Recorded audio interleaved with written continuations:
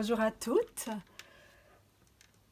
Vous me voyez en train de travailler avant d'avoir même parlé de ce qu'on allait faire aujourd'hui. C'est tout simplement parce que ce sera une vidéo très courte. C'est un petit truc d'atelier, une petite astuce que j'utilise lorsque je fais mes cartes et que je veux partager avec vous.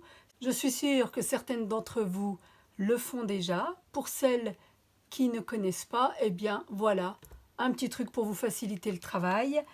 Et si je partage aujourd'hui cette astuce avec vous, c'est parce que je suis en train de remettre un petit peu d'ordre dans le rangement de mon matériel de scrap.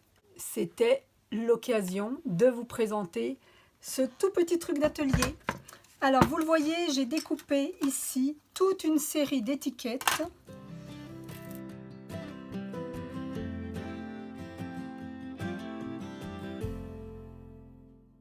Je ne sais pas si vous êtes comme moi, mais j'ai beaucoup de tampons avec des messages parce que c'est quand même la base lorsqu'on fait de la carterie ou du scrap, de pouvoir placer des messages qui sont en rapport avec ce qu'on fait.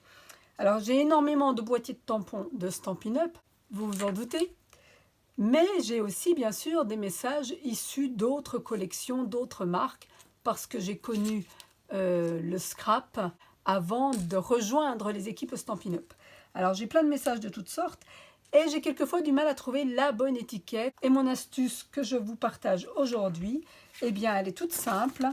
Alors, je le fais sur des demi-formats A4 pour la bonne et simple raison que cela passe dans la Stampin' Cut. Si j'avais un grand format, ça ne passerait pas, en tout cas dans ma machine, puisque je n'ai pas la machine en format A4. Et lorsque je dois choisir un message qui va aller placer sur une carte ou sur une page de scrap, eh bien, c'est très facile pour moi, par transparence ici, comme un pochoir, d'aller vérifier quels sont les messages qui correspondront à mes étiquettes. Je vais par exemple regarder ici sur un lot de Noël de l'année dernière, quel format d'étiquette, par exemple, conviendrait le mieux pour ce petit message. Et puis pour quelque chose de plus petit, lequel pourrait être adapté. C'est vraiment quelque chose de tout bête, mais ça me rend énormément service. Et en les classant simplement dans un porte-vue, alors ici, j'en ai encore très peu. Je ne les ai pas toutes redécoupées, simplement parce que comme je suis en train de remettre de l'ordre et de refaire mon classeur à neuf, eh bien, je n'en suis encore qu'au début. Mais vous voyez, quand ce message-là, par exemple, bonheur, je veux lui trouver une étiquette, eh bien, il suffit que je vienne rapporter ici mes pochoirs que j'ai réalisés soit avec mes poinçons, soit avec mes perforatrices. Et c'est bien plus facile comme ça de trouver très rapidement l'étiquette qui conviendra le mieux au message que nous allons choisir pour nos cartes. Le petit truc en plus, je garde systématiquement toutes les découpes qui correspondent à ce que j'ai fait ici. Pour le moment, je les ai laissées en vrac dans une pochette comme ça. Je ne sais pas si je les organiserai autrement par la suite. Mais en tout cas, je les conserve parce que quelquefois, sur notre carte, on a aussi du mal à se rendre compte de la place que l'étiquette va prendre. Et du coup, je l'ai en pochoir pour vérifier la taille du message. Mais j'ai aussi la vraie forme découpée pour aller la superposer sur mon projet, pour avoir une idée plus juste du rendu sur ma carte.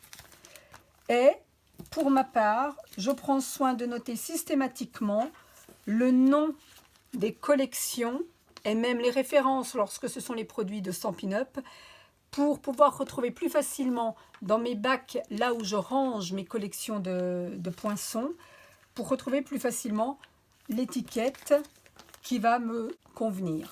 Et pour celui que je viens de découper ici devant vous, avec un stylo gel blanc, je vais noter le nom des collections, d'où sont issues ces étiquettes.